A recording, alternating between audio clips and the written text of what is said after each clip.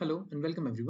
आज के हम अपने इस वीडियो में डिस्कस करेंगे सीयूईटी पीजी एंट्रेंस एग्जाम का हमारा जो एलएलएम के लिए हुआ था उसके जो भी प्रपोज्ड आंसर्स हैं उनको। इसकी एक टेंटेटिव आंसर की एक आ चुकी है, जो प्रोविजनल आंसर की है वो इसकी आ चुकी है। एंड पेपर डिस्कस करने से पहले मैं आपको एक यहाँ पे एक डिस्क्लेमर देना चाहता हूँ, एक चीज बताना चाहता हूँ कि जो भी आंसर की है ना उसमें बहुत ज्यादा मतलब थोड़े से प्रॉब्लम्स हैं या मिसमैचिंग है कि आपको कोई और क्वेश्चन का कुछ और आंसर उसमें शायद दिख रहा है, तो एक एक आंसर को आप प्रॉपरली मैच करते हुए चलिएगा। जो भी आपका ये क्वेश्चन आईडी है, क्वेश्चन आईडी से आप अपने क्वेश्चंस को चेक करते हुए चलिएगा, क्योंकि थोड़ी बहुत शायद मिसअंडरस्टैंडिंग हो रही है क्वेश्चंस में एंड उनके जो भी आंसर्स हैं उसमें। ठीक है, आगे बढ़ने से पहले हमारा संभव लॉ में सीयूटी एलएलएम पीजी 2026 का पूरा कोर्स चल रहा है, जिसकी की 14 मंथ्स की वैलिडिटी है। यह आपको मिलेगा फॉर रुपीज 4999। एंड इसमें आपका कंप्लीट कवरेज कराया जाएगा सिलेबस का। जैसे इस बार सीपीसी के बहुत सारे क्वेश्चंस थे, हम पूरा कंप्लीट कराते हैं सीपीसी का कोर्स। आपकी एक्सटेंसिव मॉक टेस्ट सीरीज होंगी, डिटेल्ड सॉल्यूशंस होंगे एंड आपको फ्लेक्सिबल एक्सेस दी जाएगी। जैसे कि आपके पास iOS है, एंड्रॉइड है, मैक है, कुछ भी है तो आप उस पर आप पूरा पूरा आप देख सकते हैं, पूरी पूरे आप जो भी कोर्सेज आप ज्वाइन कर सकते हैं। एंड हमारे 50+ आपको पेपर्स मिलेंगे आपको, जो कि आप सॉल्व कर सकते हैं, जिससे कि आपकी जो प्रिपरेशन है वो अच्छी होगी। ठीक है, तो चलिए स्टार्ट करते हैं। मेरे पास जो पेपर है उसमें आप क्वेश्चन नंबर 1 देखिए। क्वेश्चन नंबर 1 है, which one of the following is not an example of bar to further suits under section 12 of the CPC. ठीक है, अब यहाँ पे ये पूछ रहा है कि इसमें से कौन सा एग्जाम्पल नहीं है बार टू फर्दर सूट्स का। ठीक, तो अब अगर मैं इसकी बात करूँ ना, तो बार टू फर्दर सूट्स में अगर कुछ कुछ बच्चों ने शायद इसमें ऑप्शन नंबर 4 लगाया है, बट जो ऑप्शन नंबर 4 है ना, इसमें भी जो सूट है वो बार्ड होता है, जो फ्रेश सूट होता है ना वो बार्ड होता है। तो आपका आपको जो ओरिजिनली जो सूट था, आपको जो प्रीवियस वो सूट था वो आपको रेस्टोर कराना पड़ता है। तो इसका जो करेक्ट आंसर है that is option number 3, order 7, rule 11। ठीक है, एंड आपकी जो आंसर कीज है उसमें भी इसका जो करेक्ट आंसर है वो ऑप्शन नंबर 3 ही दिया गया है। ठीक, क्वेश्चन नंबर 2 देखिए, identify in descending order the following conventions from their year of coming into being. ठीक, अब यहाँ पे ये क्या पूछ रहे हैं, अब ये यहाँ पे पूछ रहे हैं कि conventions from their coming into being, और ये डिसेंडिंग ऑर्डर में पूछ रहे हैं, मतलब बड़े से छोटा। ठीक, बड़े से छोटा इन द सेंस कि हम तो अब इसको ऐसे लेके चलेंगे कि रीसेंट टाइम से पुराने टाइम के लिए। ठीक, तो अब आपकी जो आंसर की में है वो ऑप्शन नंबर 1 आया है, विच इज ACBD। लेकिन मेरे हिसाब से यहाँ पे असेंडिंग ऑर्डर होता, ठीक है, तो माइट बी पॉसिबल ये सही हो जाता।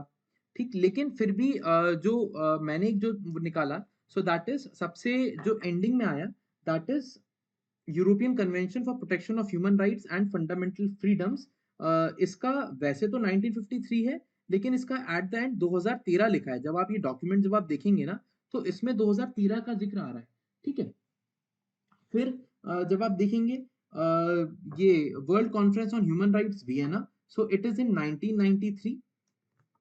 देन फिर जब आप देखेंगे international covenant on civil and political rights, so this is in 1966। And जब आप ये देखेंगे universal declaration of human rights, so this is in 1948।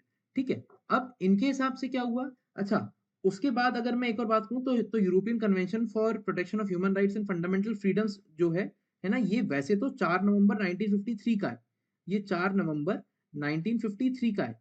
ठीक है, लेकिन फिर भी हमें इसको एक बार अगर हम इसको ऐसे देखें, तो वैसे तो असेंडिंग ऑर्डर में तो 1948, 53, 66 एंड 93, मतलब ACB और D आएगा। ACBD जो कि इनका है ये करेक्ट हो जाएगा, लेकिन इन्होंने यहाँ पे डिसेंडिंग ऑर्डर लिखा है।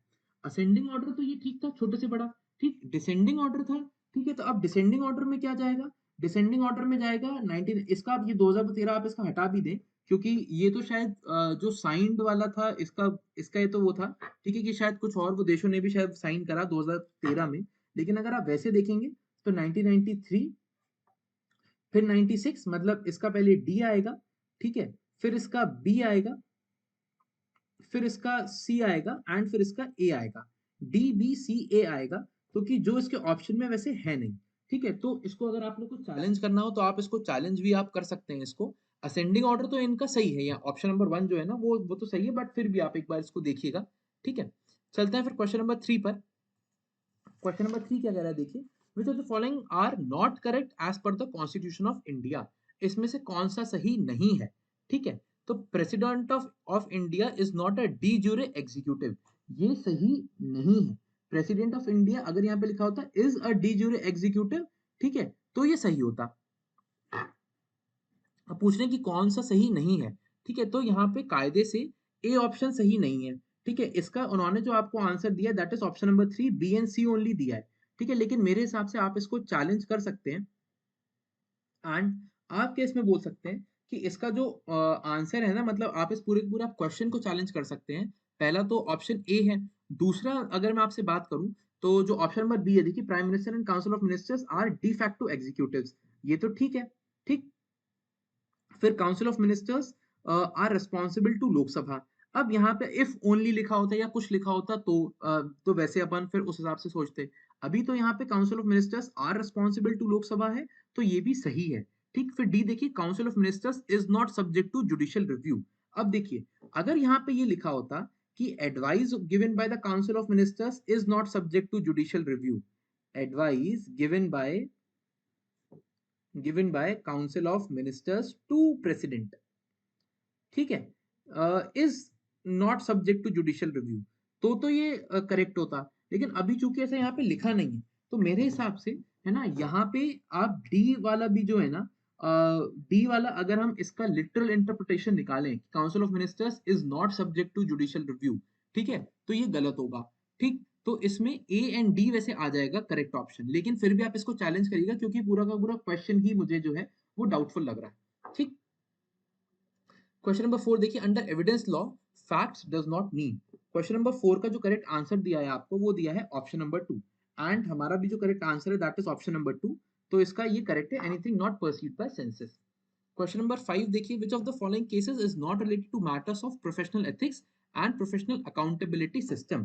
सो क्वेश्चन नंबर 5 जो है, इसका जो करेक्ट आंसर दिया आपको that is option number 2, and इसका ऑप्शन नंबर 2 ही करेक्ट है। Padma Singh versus state of UP, ये कुछ 506 या 500, ये तीन का कुछ ये मैटर था, ठीक है, तो इसको एक बार देख लीजिएगा। क्वेश्चन नंबर 6 देखिए, which among the following are essential conditions under section 10 of the Indian Contract Act? So A, B and C ये तीनों essential conditions हैं क्वेश्चन नंबर 6 में, ठीक है। तो इसका जो करेक्ट आंसर है that is option number A, intention theory इसकी essential condition नहीं है, ठीक। तो इसका जो करेक्ट आंसर आएगा that is option number 1, question 6 का ऑप्शन नंबर 1 करेक्ट है। क्वेश्चन नंबर 7 देखिए, who may commute the punishment as per the provisions of criminal procedure code.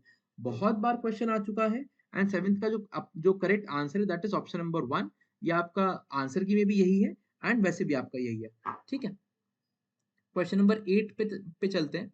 Question number 8 में आपसे बेसिकली उन्होंने मैच द फॉलोइंग पूछा है, ठीक है। तो क्वेश्चन नंबर 8 का जो करेक्ट आंसर आएगा that is option number 4। 101 constitution से आया जीएसटी, इससे आया नेशनल कमीशन, 103 से आया रिजर्वेशन, एंड 104 से आया extension of reservation to for एससीज and STs in the union and state legislatures, ठीक है। क्वेश्चन नंबर 9 देखिए, क्वेश्चन नंबर 9 है, who among the following is the founder of the positivist school of criminology. Question number 9 का जो correct answer है that is option number 4, लॉम्ब्रोसो, यही आपकी provisional answer की में भी दिया हुआ है, ठीक। क्वेश्चन नंबर 10 देखिए, legal theory science not volition, it is knowledge of what the law is, not of what the law ought to be, it was sent by. So question number 10 का जो करेक्ट आंसर है that is option number 3, Hans Kelsen ने बोला था ये, तो इसका ये करेक्ट आंसर है। क्वेश्चन नंबर 11 देखिए, the statute ousting the jurisdiction of civil code be interpreted. So question number 11 का जो करेक्ट आंसर है दैट इज स्ट्रिक्टली, ठीक है। ऑप्शन आपके उसमें भी यही है, आंसर की में भी यही है और हमारा भी यही है, ठीक है। इसमें एक केस लॉ है अयोध्या देवी, अयोध्या देवी वर्सेस धीमन सिंह है, धीमन सिंह है, ये हिमाचल प्रदेश हाई कोर्ट का है ये, ठीक है। इसकी मैं आपको साइटेशन भी बता दे रहा हूँ, ये है 2017 SCC ऑनलाइन HP 1522। अगर किसी को मतलब कंफ्यूजन हो इसमें कुछ हो तो वो इसको देख सकता है क्वेश्चन नंबर 11 को, ठीक है, मतलब इस जजमेंट को देख सकता है, अच्छा जजमेंट है, पढ़ने लायक है, ठीक है। क्वेश्चन नंबर 12 देखिए, arrange the following in sequence as they are provided under the evidence law. So question number 12 का जो करेक्ट आंसर है that is option number 3 BADC। पहले मोटिव प्रिपरेशन कंडक्ट है, फिर टेस्ट आइडेंटिफिकेशन परेड है। अब आपको होगा कि सब टेस्ट आइडेंटिफिकेशन परेड तो दी नहीं है एविडेंस एक्ट में, तो इसके नाम से नहीं दी है, लेकिन जब आप सेक्शन 9 पढ़ते हैं ना तब वहां पे लिखी गई है टेस्ट आइडेंटिफिकेशन परेड। ठीक है, then highly probable improbable section 11 है, एंड देन एक्सीडेंटल और इंटेंशनल ये सेक्शन 15 है। ठीक है, तो 12 का करेक्ट आंसर हो जाएगा ऑप्शन नंबर 3। क्वेश्चन नंबर 13 देखिए, क्वेश्चन नंबर 13 क्या कह रहा है, मैच ये भी मैच द फॉलोइंग है। तो क्वेश्चन नंबर 13 का जो correct answer that is option number 3 है। Restitution of conjugal right section 19 है, वॉइड मैरिजेस सेक्शन 11 है, वॉइडेबल सेक्शन 12 है, जुडिशियल सेपरेशन सेक्शन 10 है। ठीक है, आगे बढ़ते हैं। सेक्शन 14 देखिए, arrange the following legislations in order of their coming into force. सबसे पहले शर्मन एक्ट आया, फिर क्लेटन आया, फिर MRTP आया, देन कंपटीशन आया। ठीक है, सो इसका होना चाहिए ACBD, इसका ACBD होना चाहिए। 14th का 1 है ऑप्शन, यही करेक्ट है। आगे बढ़ते हैं। 15th का देखिए, fixed deposits are also called as. तो फिक्स्ड डिपॉजिट्स को बोलते हैं टाइम डिपॉजिट्स। आंसर की में भी यही है, हमारा भी यही है। क्वेश्चन नंबर 2 इसका करेक्ट आंसर है। क्वेश्चन नंबर 16 देखिए, provisions regarding lien are found in. So question number 16 का जो करेक्ट आंसर है दैट इज आपकी जो प्रोविजनल आंसर की में जो जो दिया गया है ना, उसका आंसर तो ये दिया गया है ऑप्शन नंबर 1। लेकिन लियन का ना आपको इंडियन कॉन्ट्रैक्ट एक्ट में भी आपको मिल जाता है, तो इसका ऑप्शन नंबर 3 भी करेक्ट है। ठीक है, फिर देखते हैं क्वेश्चन नंबर 17 देखिए, द प्रिंसिपल्स ऑफ। इसको ऊपर वाले क्वेश्चन को अगर आप चैलेंज करना चाहें, अगर आप इसको चैलेंज करना चाहें तो आप इसको चैलेंज कर सकते हैं। इसका जो करेक्ट आंसर जाना चाहिए that is option number 3 as well.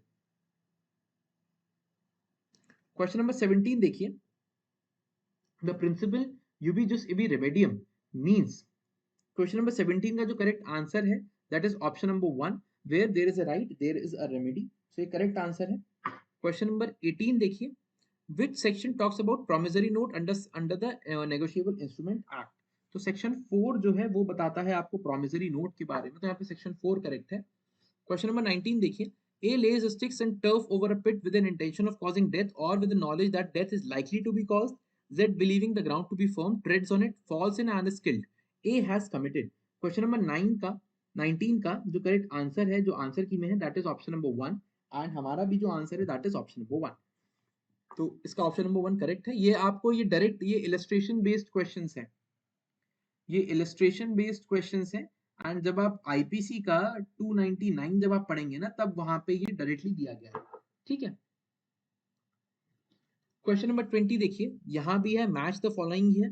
ठीक है, तो सेक्शन 5 में तो दिया गया है ट्रांसफर प्रॉपर्टी डिफाइंड है, सेक्शन 6 में है सॉरी सेक्शन 8 में है ऑपरेशन ऑफ ट्रांसफर है ना। एंड जो सेक्शन 6 है उसमें है what may be transferred, and section 7 में है who is competent to transfer। तो क्वेश्चन 20 का जो करेक्ट आंसर है दैट इज ऑप्शन नंबर 2, ए का 1, बी का 3, सी का 2 एंड डी का 4। ठीक है, फिर आते हैं क्वेश्चन नंबर 21 पर। Arrange in descending order the following acts from the year of their coming into force. अब इसको डिसेंडिंग ऑर्डर में अब इसको लगाना है। तो क्वेश्चन नंबर 21 का जो करेक्ट आंसर है दैट इज ABCD, ये करेक्ट है ABCD। अब देखिए यहाँ पर भी अरेंज इन डिसेंडिंग ऑर्डर है ना, एंड जो क्वेश्चन नंबर हमारा 2 था उसमें भी डिसेंडिंग ऑर्डर था। ठीक है, अब यहाँ पे एक चीज को देखिएगा, हिंदू मैरिज एक्ट कब आया? हिंदू मैरिज एक्ट आया 1955 में, सक्सेशन आया 1956 में, फैमिली कोर्ट आया 1986 और समथिंग में। ठीक है, ये आया 2006 के आसपास शायद। ठीक है, तो ये भी अब यहाँ पे भी देखिए इनने क्या करा हुआ है, इन्होंने इन्होंने ABCD ही आंसर इन्होंने यहाँ भी दिया है। मतलब डिसेंडिंग मतलब ये आगे से पीछे तक चल रहे हैं, इसको ये डिसेंडिंग कह रहे हैं, मतलब older time to newer time इसको ये डिसेंडिंग कह रहे हैं। ठीक, यहाँ भी क्योंकि इनने यही करा है, वैसे तो खैर वो क्रोनोलॉजिकल ऑर्डर में कहते हैं। ठीक है, लेकिन अब इनने यहाँ भी ये करा है, तो अब अगर अपन इसकी ऐसे वो निकालें तो 21 का ए तो यहाँ करेक्ट हो गया कि 1955 पहला, फिर 2006 तक आखिरी। ठीक है, मतलब मुझे कंफर्म नहीं वैसे वो, लेकिन वो सही है। और अब अगर हम इसी के बेसिस पर क्वेश्चन नंबर 2 को अगर हम देखेंगे, ठीक है, तो सबसे पहला क्या है, 1948, देन 53, देन 66, देन 1993। तो इसमें भी इनका इस हिसाब से जो ऑप्शन नंबर 1 है ना, वो इनका करेक्ट होगा। तो इसको चाहे आप चैलेंज करिए नहीं करिए, मेरे हिसाब से इसमें आपको मतलब ज्यादा कोई फर्क पड़ेगा नहीं, इनका जो आंसर है वो सही ही रहेगा। ठीक है, आगे चलते हैं। क्वेश्चन नंबर 22 देखिए। क्वेश्चन नंबर 22 भी मैच द फॉलोइंग है। इसमें जो आंसर की में जो करेक्ट आंसर आया दैट इज ऑप्शन नंबर 4 आया है। ठीक है, एंड ऑप्शन नंबर 4 करेक्ट भी है।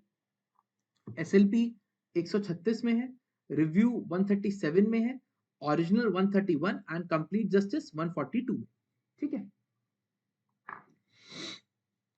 आगे बढ़ते हैं। तो इसका ऑप्शन नंबर जो फोर्थ है वो करेक्ट है 22 का। 23 देखते हैं। Question number 23, match list 1 and list 2 है। सो क्वेश्चन नंबर 23 का जो करेक्ट आंसर है आपकी आंसर की में दैट इज ऑप्शन नंबर 3 है, एंड ऑप्शन नंबर 3 करेक्ट है। तो इसमें कुछ कोई ज्यादा इसमें कोई दिक्कत नहीं आनी चाहिए। क्वेश्चन नंबर 24 देखिए।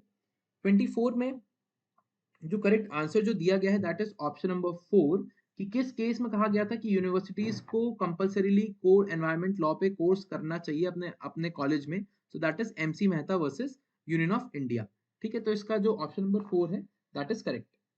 क्वेश्चन नंबर 25 देखिए, when the legislature delegates to the executive its essential functions it is called. So question number 25 का ऑप्शन नंबर 2 करेक्ट है, इट इज एक्सेसिव लेजिस्लेशन। ठीक है, क्वेश्चन नंबर 26 देखिए, company for charitable purposes may be incorporated as. अब जो भी company है charitable purposes के लिए इनकॉर्पोरेट करी जाती है तो उसको लिमिटेड बाय गारंटी बोलते हैं। वैसे आप इस उसको आप इस बेसिस पे चैलेंज कर सकते हैं अगर करना चाहें, कि वैसे ना इनको सेक्शन 8 कंपनीज बोला जाता है। ठीक है, सेक्शन 8 कंपनीज इनको कहा जाता है। तो वैसे तो खैर चैलेंज करके कुछ होगा नहीं, बट वो लिमिटेड बाय गारंटीज होती है। ठीक है, तो क्वेश्चन नंबर 6 का करेक्ट आंसर है ऑप्शन नंबर 3।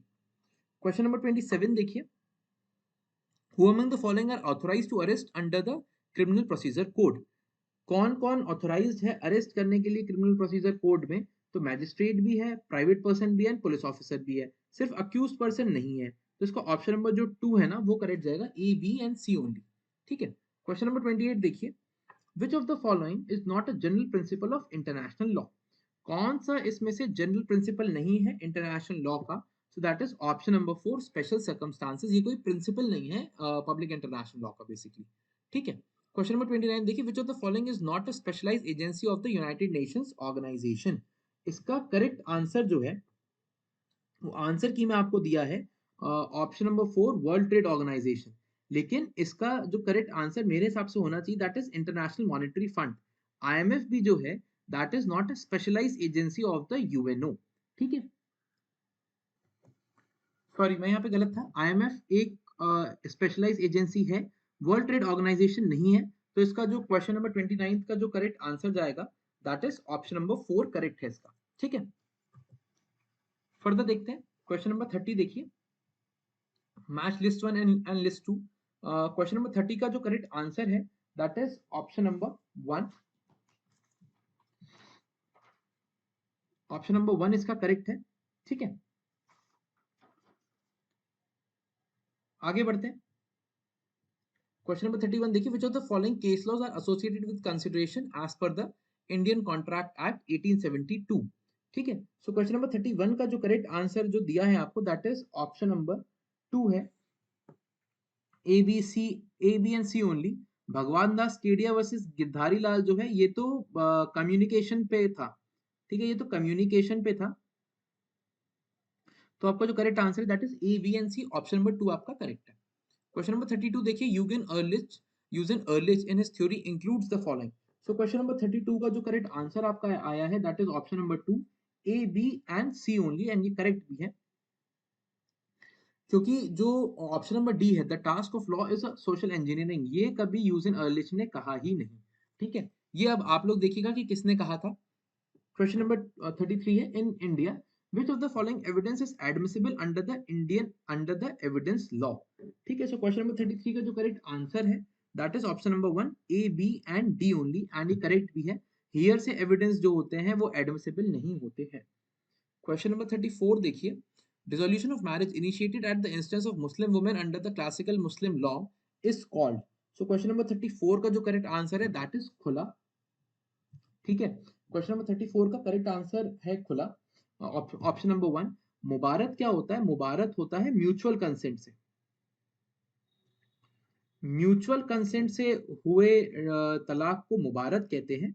एंड बाकी जो at the instance of the जो फीमेल होता है दैट इज खुला ओनली। सो क्वेश्चन नंबर 34 का जो करेक्ट आंसर है that is option number 1।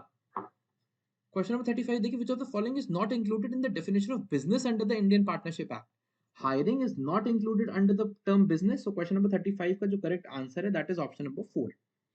Question number 36 देखिए, which of the following is not covered under the domain of copyright protection? Copyright protection में क्या चीज कवर्ड नहीं है? सो कॉन्सेप्ट जो है it is not covered under the domain of copyright protection. तो इसका करेक्ट आंसर है ऑप्शन नंबर 36। क्वेश्चन हाँ नहीं sorry, option number 1। Question number 36 का जो करेक्ट आंसर है that is option number 1 concept. Question number 37 देखिए, specific relief act under SRA can be specific relief under the specific relief act can be granted only for the। so question number जो 37 है ना, उसका जो correct answer है that is option number 4, enforcing individual civil rights and not for mere purpose of enforcing a penal law। अब इसमें से आप कहेंगे कि साहब अब इसमें जो यही ऑप्शन क्यों सही है? ठीक है, तो इसका जो सेक्शन 4 है ना एसआरए का, वो स्पेसिफिकली ये मेंशन कर रहा है। ठीक है, क्वेश्चन नंबर 38 देखिए, identify the descending order in which the following sources of international law are mentioned in article 38 clause 1 of the statute of international court of justice. ठीक है, सो क्वेश्चन नंबर 38 का जो करेक्ट आंसर है that is option number 1 C D B A. 39 का question number 39 देखते हैं, A intending or knowing that the blow may permanently disfigure Z's face gives Z a blow which does not permanently disfigure Z's face but which causes Z to suffer severe bodily pain for 20 days. A has caused voluntarily caused grievous hurt। Question number 39 का option number 2 correct है, voluntarily caused grievous hurt। ठीक है, question number 40 देखिए, in which of the following business association the liability of its members is joint and several. So question number 40 का जो correct answer है that is option number 1 partnership firm. ठीक है, question number 41 देखिए, match करना है अब आपको इसमें लिस्ट 1 से लिस्ट 2 को। ठीक है, तो क्वेश्चन नंबर 41 का जो करेक्ट आंसर है दैट इज ऑप्शन नंबर 4 है इसका करेक्ट आंसर। तो ये चेक कर लीजिएगा सही दिया है इसमें पूरा। ठीक है, क्वेश्चन नंबर 42 देखिए, iddat under Muslim law refers to. अब इद्दत क्या होता है? बेसिकली इद्दत एक वेटिंग पीरियड होता है। तो 43 का जो करेक्ट आंसर है that is option number 3, waiting period before a woman can remarry after the divorce. Question number 43 देखिए, मैच करना है इसमें, मैच द फॉलोइंग ही है क्वेश्चन नंबर 43 में भी। इसका करेक्ट आंसर है ऑप्शन नंबर 4, ए का 3 है, बी का 4 है, सी का 1 है एंड डी का 2 है। ठीक है, क्वेश्चन नंबर 44 देखिए, which one of the following fundamental rights are available to citizens only? So question number 44 का जो करेक्ट आंसर है दैट इज ऑप्शन नंबर 3। ये सारे ही जितने हैं इनके जब आप लैंग्वेज पढ़ेंगे ना, तो एवरीवन इज तो each and every article of these article is available to citizens only. So इसका ऑप्शन नंबर जो 3 है क्वेश्चन नंबर 44 का वो करेक्ट है। ठीक है, आगे बढ़ते हैं question number 45, which among the following are covered under the defences of nuisance.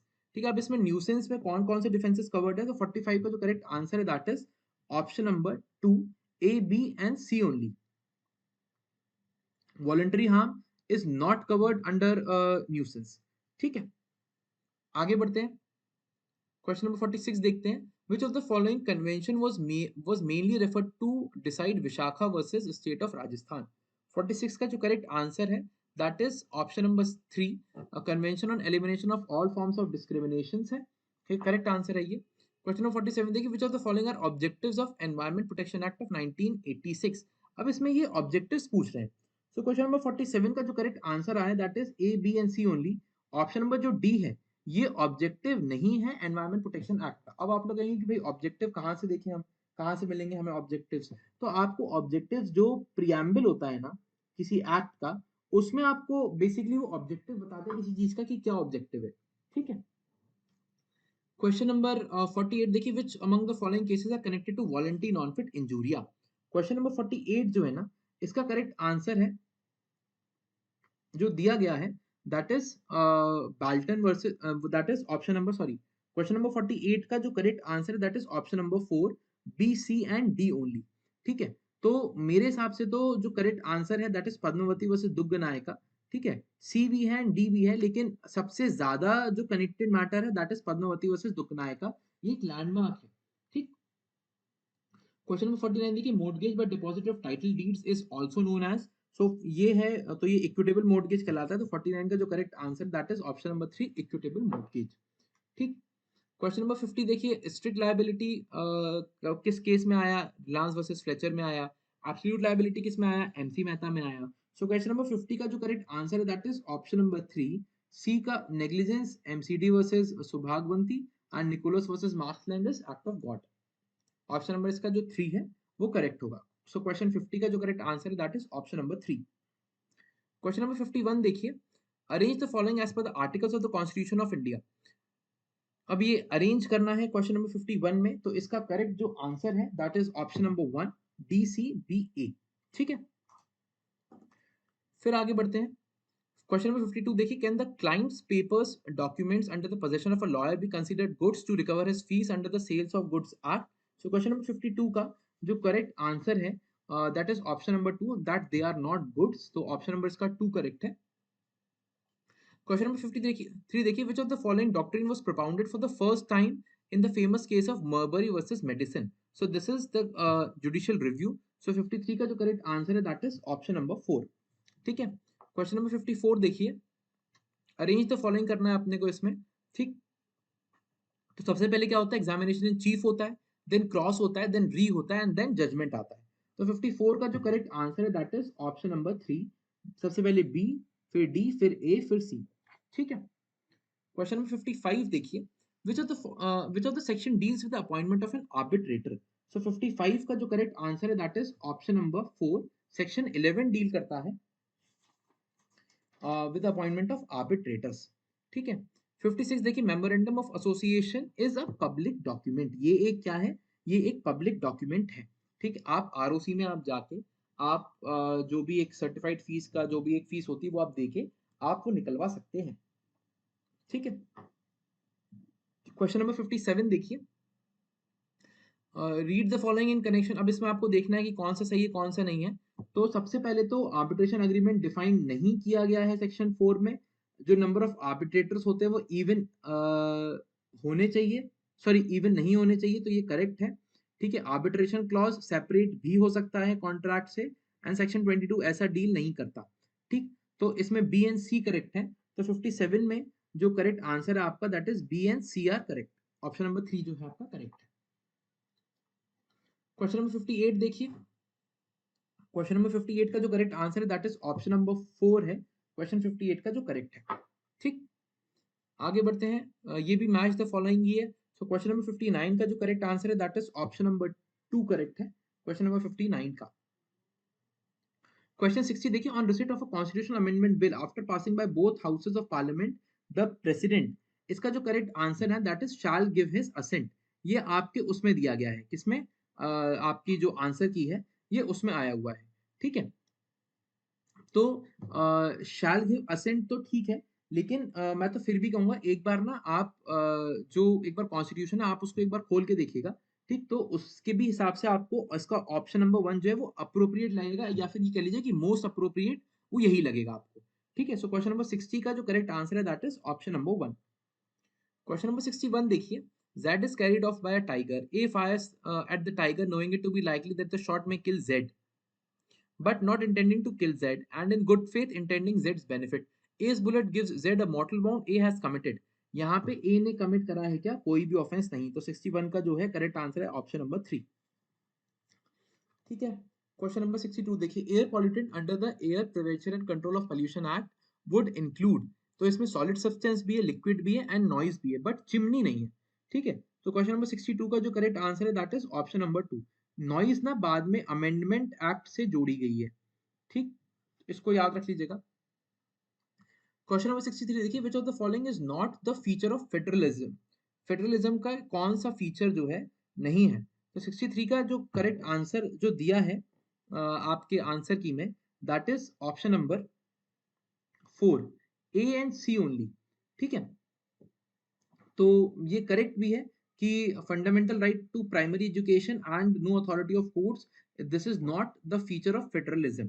ठीक, 63 का जो करेक्ट आंसर है। और वैसे मैं आपको एक बात बताऊं, फेडरलिज्म में ना रिटन कॉन्स्टिट्यूशन एक फीचर होता है वैसे, ठीक, बट अब जैसे सपोज करिए कि जैसे कोई कंट्री है, उसमें अगर रिटन कॉन्स्टिट्यूशन नहीं है तो क्या वहां पे फेडरलिज्म नहीं है? ठीक, लेकिन यहाँ अभी के हिसाब से ये दोनों जो ऑप्शंस हैं ये करेक्ट है। ठीक, question number 64, traditional knowledge digital library is a unit of which governing body. ठीक है, तो 64 का जो करेक्ट आंसर है आपका, that is option number 1, CSIR दिख रही है। ठीक, 65 देखिए, an interested person may make an application for compulsory licence under IPR after expiry of. अब 65 का जो करेक्ट आंसर है दैट इज ऑप्शन नंबर 2, लेकिन इन्होंने यहाँ पे ये नहीं लिखा कि कंपलसरी लाइसेंसेस किस में। तो पेटेंट एक्ट्स में ना आपको जो कंपलसरी लाइसेंस जो आपको चाहिए होता है ना, वो आप 3 साल बाद अप्लाई कर सकते हो। तो कायदे से ये क्वेश्चन में थोड़ी सी कमी है कि उसमें क्या है, बताया नहीं गया एग्जैक्टली कि साहब कौन से किसकी बात कर रहे हैं, कौन से कंपलसरी लाइसेंस की बात हो रही है। ठीक, क्योंकि IPR तो बहुत वास्ट है। ठीक है, लेकिन एक और चीज ये है कि कंपलसरी लाइसेंस सिर्फ पेटेंट में ही मिलता है हमें। ठीक, लेकिन फिर भी अगर आप इसको चैलेंज करना चाहते हैं based on the poor framing of question या बहुत ही ज्यादा स्मार्ट फ्रेमिंग ऑफ क्वेश्चन, तो आप इसको यहाँ पे चैलेंज आप कर सकते हैं। लेकिन 65 का वैसे जो करेक्ट आंसर है that is option number 2, 3 years। ठीक है, आगे बढ़ते हैं। विच of the following is not included under the definition of wages under the payment of wages act. ठीक है, तो अब इसमें क्या इंक्लूडेड नहीं है? तो क्वेश्चन नंबर 66 का जो करेक्ट आंसर है दैट इज आपको जो दिया गया है ना, इसमें जो आंसर आपकी आंसर की में जो है 66 का, वो फोर्थ दिया गया है। लेकिन मेरे हिसाब से जो ऑप्शन नंबर फोर्थ है वो गलत है, एंड इसका ऑप्शन नंबर जो 3 है वो सही होना चाहिए। क्योंकि क्या पूछा है इसमें, विच of the following is not included under the definition of wages. Gratuity तो इंक्लूडेड है बट इंसेंटिव्स इंक्लूडेड नहीं है। तो आप इसको चाहें तो आप चैलेंज कर सकते हैं। इसका जो करेक्ट आंसर होना चाहिए दैट इज ऑप्शन नंबर 3 होना चाहिए इसका करेक्ट आंसर। ठीक है, फिर भी आप इसको एक बार देख लीजिएगा। ठीक, लेकिन हमारे हिसाब से आप इसको चैलेंज कर सकते हैं। आगे बढ़ते हैं, क्वेश्चन नंबर 66 हो गया। क्वेश्चन नंबर 67 देखिए, tort means a civil wrong which is not exclusively a breach of contract or breach of trust. The definition is given in which of the following statutes? So अब tort की definition दी गई है limitation में, limitation act में। तो 67 का जो correct answer है that is option number 3। 68 का देखिए, company is vested with distinct legal personality separate from its members. This was held in which of the following cases? 68 का जो correct answer है that is option number 1, Solomon versus Solomon, lifting of corporate wheel जो था basically उसका। ठीक है, question number 69 देखिए, the object of the right to information act is. So 69 का जो करेक्ट आंसर है that is option number 4, A, B and C only. लेकिन अब इसमें एक और चीज मैं आपको बताना चाह रहा था। क्वेश्चन 69 का इन्होंने तो बता दिया कि भाई फोर्थ है A, B and C only. ठीक है, लेकिन ऑब्जेक्ट जब आप प्रियम्बल पढ़ेंगे ना, तो ए वाली जो पार्ट है वो कहीं नहीं लिखा है, to promote right to information propounded by the supreme court. ठीक, तो ये कहीं नहीं लिखा है। जो आरटीआई का ऑब्जेक्ट क्या है, कर्टेल करना करप्शन को एंड प्रमोट करना transparency and accountability as per the act. तो इसको आप चाहें तो आप इसको भी चैलेंज कर सकते हैं। ये पूरा ही क्वेश्चन चैलेंज हो जाएगा क्योंकि इसमें कोई भी आंसर हमारे आंसर के उस पर नहीं है। जो करेक्ट आंसर है that is B and C only मेरे हिसाब से। ठीक है, बाकी आप इसको चाहें तो आप चैलेंज करिए, चाहें तो आप इसको स्किप भी कर सकते हैं, कोई दिक्कत नहीं है। क्वेश्चन नंबर 70 देखिए, arrange the following as they appear in any trial proceedings under the criminal procedure law. ठीक है, तो 70 का जो करेक्ट आंसर आपको दिया है दैट इज ऑप्शन नंबर 1 है, एंड वो करेक्ट है, उसमें कोई दिक्कत नहीं है। आगे चलते हैं, क्वेश्चन नंबर 71। अच्छा, उससे पहले मैं आपको दोबारा एक बता दूं कि हमारा संभव लॉ में 4999 का पूरा एक वो चल रहा है। ठीक है, जिसमें कि आपको सिलेबस जिसमें कि आपको मिलेगा पूरा कंप्लीट कवरेज करेंगे हम आपके CUT के सिलेबस का। डिटेल्स सॉल्यूशंस हम आपको देंगे। 14 मंथ्स की वैलिडिटी है। 50 प्लस से ज़्यादा आपके जो भी लेटेस्ट पैटर्न है उसके आपको मॉक पेपर्स मिलेंगे, कुछ मिलेगा। ठीक है, तो वो उस आपकी प्रिपरेशन को बहुत अच्छा कर सकता है। तो जल्दी से जल्दी आप चाहें तो आप हमारा जो ये सिलेबस है इसको आप ले सकते हैं एंड आप अपने 2026 के एग्जाम की आप प्रिपरेशन अच्छी कर सकते हैं। ठीक है, क्वेश्चन नंबर 71 देखिए फिर आप, arrange the following as per the provisions of the constitution of India. ठीक है, तो 71 का जो करेक्ट आंसर है that is option number 3 B A C D. ठीक है, सबसे पहले स्पेशल प्रोविजंस है, फिर फ्री एंड कंपलसरी एजुकेशन है, देन प्रोहिबिशन है, then instructions in mother tongue at primary schools है। ठीक है, आगे बढ़ते हैं 72 देखिए, Indian federation closely resembles to that of. 72 का जो करेक्ट आंसर है दैट इज ऑप्शन नंबर 3। कुछ बच्चे यूके में कंफ्यूज थे, लेकिन जो करेक्ट आंसर है वो है कनाडा। ठीक है, 73 देखिए, when an emergency under article 352 of the constitution is proclaimed, the president of india has no power to suspend the। 73 का जो करेक्ट आंसर है that is option number 2, article 20 and 21।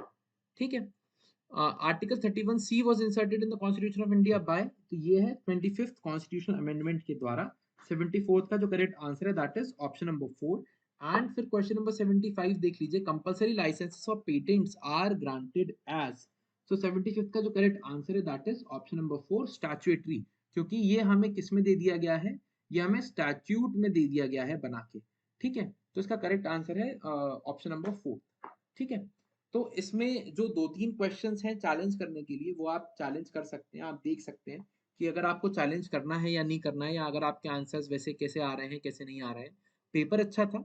ठीक है, एंड वो डिसेंडिंग असेंडिंग वाला वैसे तो ठीक है इसमें जो आंसर है, लेकिन फिर भी आप एक बार चेक कर लीजिएगा उसको।